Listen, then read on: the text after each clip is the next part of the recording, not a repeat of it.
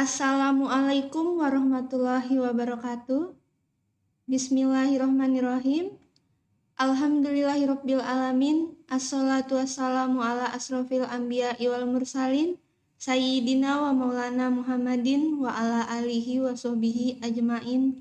Amma ba'du. Pertama-tama mari kita panjatkan puji syukur kehadirat Allah Subhanahu wa taala, karena berkat rahmat-Nya lah kita dapat melaksanakan webinar dengan tema pendidikan dan Al-Quran pada kesempatan kali ini. Sholawat serta salam tetap kita curahkan kepada junjungan kita Nabi besar Muhammad SAW beserta para sahabat, kerabat, dan pengikut beliau hingga akhir zaman.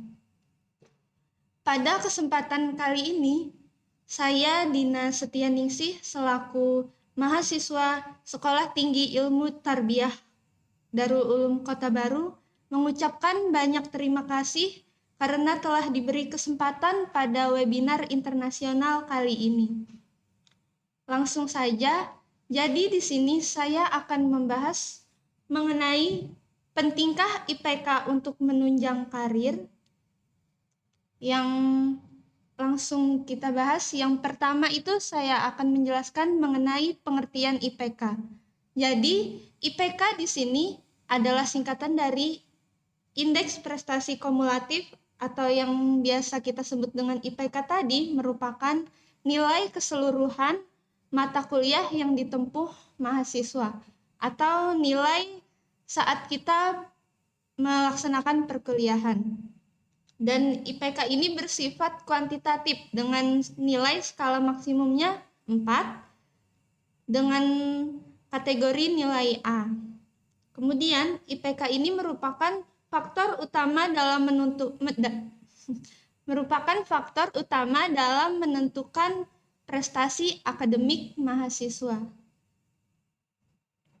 Lalu IPK ini juga adalah sesuatu yang harus kita perjuangkan selama kuliah, yang mana IPK ini digunakan sebagai tolak ukur pengetahuan mahasiswa di bidang akademik. Dan tidak heran jika hal ini membuat banyak orang yang berpikir ketika nilai IPK-nya itu baik, pasti akan lebih mudah ketika kita mencari pekerjaan. Dan tidak sedikit orang yang berpikir demikian. Kemudian saya akan menjelaskan mengenai pengertian karir terlebih dahulu sebelum kita membahas inti dari pembahasan kali ini. Handoko pada tahun 1998 menyatakan dalam literatur ilmu pengetahuan ada 3 macam pengertian dalam istilah karir. Yang pertama itu karir sebagai suatu urutan promosi atau pemindahan lateral ke jabatan-jabatan yang lebih menuntut tanggung jawab atau lokasi-lokasi yang menyilang hierarki hubungan kerja selama kehidupan seseorang. Kemudian yang kedua, karir sebagai petunjuk atau penunjuk pekerjaan-pekerjaan yang membentuk pola yang sistematik yang jelas, yang biasa disebut dengan jalur karir. Dan yang ketiga, karir sebagai sejarah pekerjaan seseorang atau serangkaian posisi yang dipegangnya selama kehidupan kerjanya. Jadi, inti pengertian karir di sini adalah proses ketika orang itu dari dia sebelum bekerja atau baru memulai bekerja hingga dia mendapatkan posisi-posisi atau tingkatan-tingkatan dengan tanggung jawab dan pekerjaan yang lebih baik daripada sebelumnya. Kemudian selanjutnya kita masuk ke inti bahasan, yaitu apakah IPK penting untuk menunjang karir? Jawabannya adalah penting, tetapi pada saat pertama mendaftar di sebuah instansi atau perusahaan. Kenapa? Karena IPK baik itu ibaratnya sebuah tiket. Ketika kita ingin mencalonkan diri sebagai karyawan baru di sebuah perusahaan atau instansi, Dan beberapa perusahaan atau instansi tersebut memang menetapkan minimal IPK untuk para calon karyawan barunya. Dan saya sudah mensurvei sendiri, rata-rata perusahaan dan instansi itu menetapkan minimal IPK-nya itu adalah 2,75 dan 3,00. Bahkan ada beberapa perusahaan yang menetapkan minimal IPK-nya adalah 3,50. Tetapi yang paling sering ditemukan itu adalah minimal 3,00. Dan itu masih termasuk standar lah IPK-nya, tidak terlalu tinggi minimalnya. Kemudian, nah kan tadi penting pada saat pertama mendaftar ke sebuah perusahaan. Namun setelah diterima, IPK tinggi tidak menjamin karir seseorang akan sukses atau akan lancar, karena ada yang lebih penting daripada itu. Lanjut, apa yang lebih penting? Yang pertama itu ada networking. Jadi, mengetahui cara networking yang baik itu merupakan salah satu kunci dalam memulai karir yang baik. Apa itu networking? Semacam relasi atau hubungan. Jika kalian aktif di kampus dan kenal dengan orang-orang hebat, kalian bisa belajar banyak dari mereka. Seperti yang kita ketahui bersama bahwa pengalaman adalah tempat belajar yang baik. Kemudian tidak hanya itu, ketika kita masuk ke dunia pekerjaan nantinya, kalian bahkan dapat meminta surat rekomendasi dari mereka untuk merekomendasikan kita ke sebuah perusahaan atau instansi. Itu ketika kita mengikuti kayak organisasi atau komunitas resmi yang bisa mengeluarkan semacam surat rekomendasi. Nah, ini ada contoh. Jika IPK kamu tidak terlalu tinggi, namun di dalam CV tertera bahwa kamu aktif berorganisasi atau mengikuti banyak perlombaan, dan tentu saja ada piagam penghargaannya, dan pernah magang di berbagai macam tempat. Pengalaman-pengalaman tersebut justru dapat dijadikan pertimbangan oleh pihak perekrutan tanpa melihat apakah nilai IPK kita itu tinggi atau tidak. Tapi di sini masih dalam konteks IPK-nya masuk dalam minimal oleh perusahaan atau instansi yang ditetapkan. Kemudian selanjutnya itu ada hard skill. Jadi hard skill ini adalah kemampuan yang dapat diasah melalui pelatihan dan pendidikan. Hard skill sangat penting untuk menunjang karir ke depan serta meningkatkan kepuasan diri sendiri. Nah, jadi hard skill ini didapatkan dari kita belajar atau mengikuti pelatihan-pelatihan tertentu pada bidangnya. Nah, di sini pada layar itu sudah ada contoh dari hard skill adalah yang pertama, menguasai teknologi komputer. Ini sangat penting, apalagi pada zaman sekarang itu diharapkan semua orang tidak ada yang gagap teknologi atau gaptek. Minimal itu bisa menguasai Microsoft Word atau bisa mengoperasikan komputer dengan baiklah. Kemudian yang kedua itu contohnya Anda menguasai analisis data, yang mana hal ini didapat hanya bisa ketika kita belajar atau mengikuti sebuah pelatihan. Dan yang ketiga itu ada mengerti marketing. Dan yang keempat, mengerti atau menguasai desain grafis, yang tentu saja tidak akan bisa kita dapatkan secara cuma-cuma. Tidak bisa kita dapatkan tiba-tiba kita berharap ingin bisa desain grafis langsung bisa, itu tidak mungkin karena harus melalui proses belajar atau pelatihan. Kemudian yang ketiga itu ada soft skill.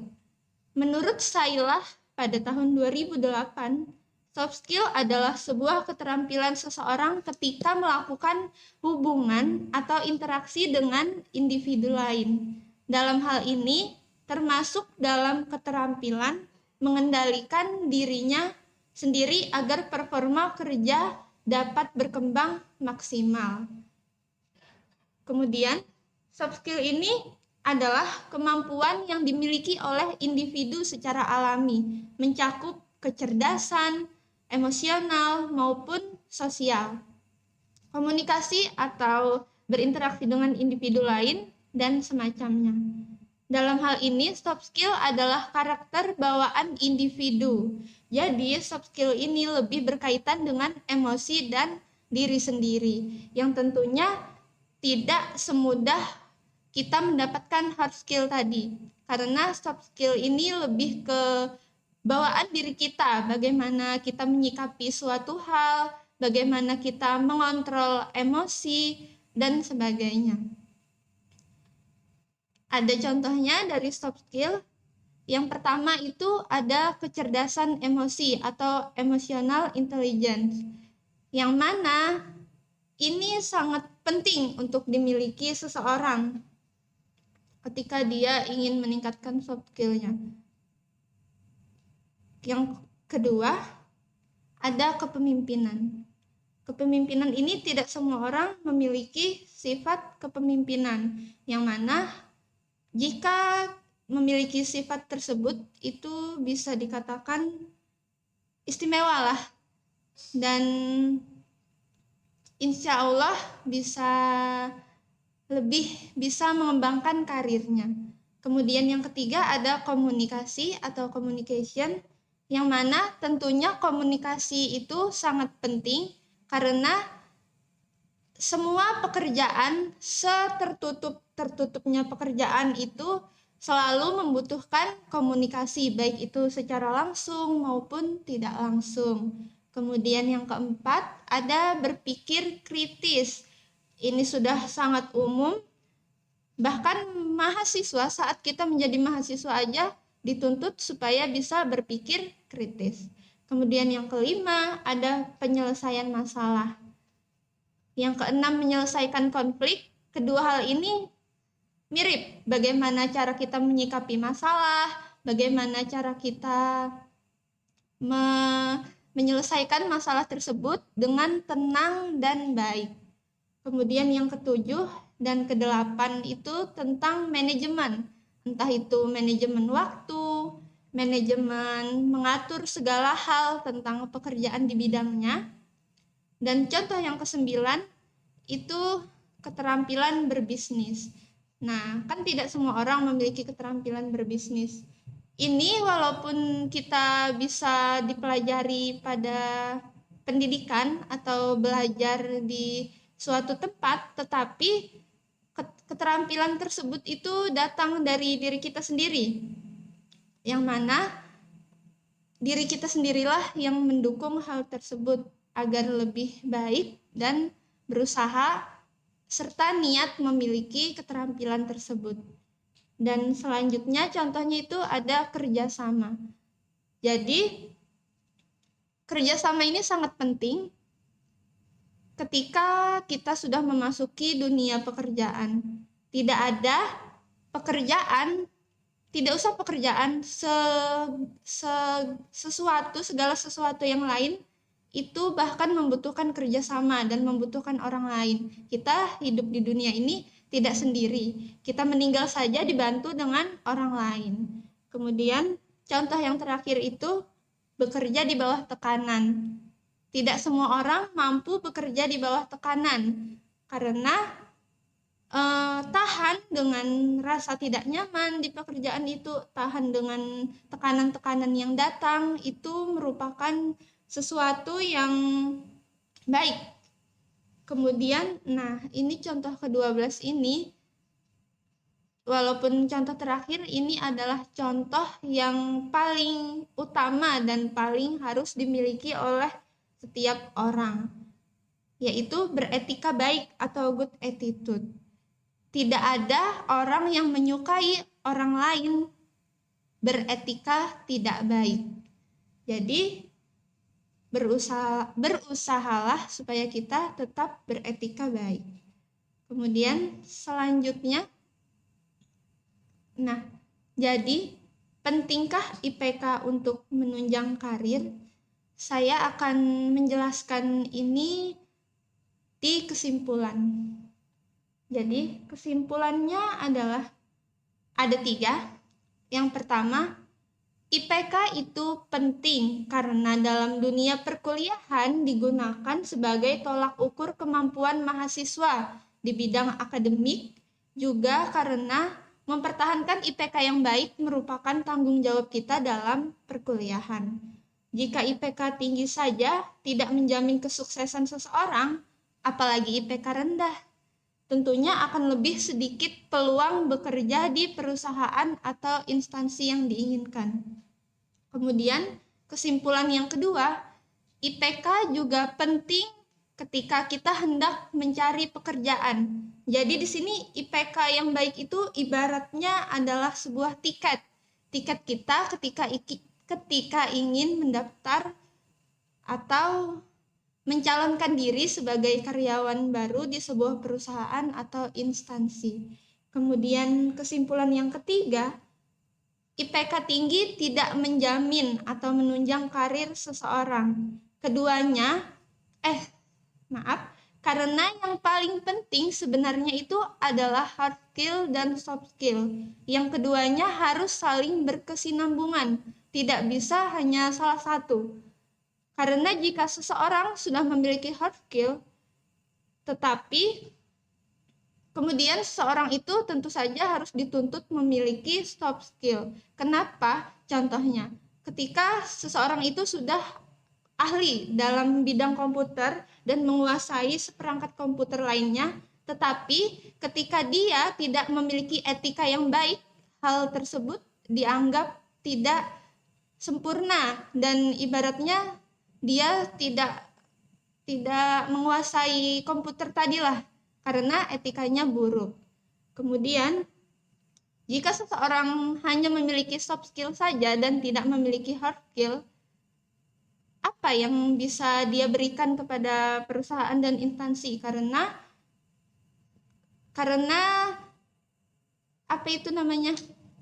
soft skill kan kayak sifat kita, sedangkan hard skill adalah kemampuan yang mana memang dibutuhkan dalam perusahaan atau instansi.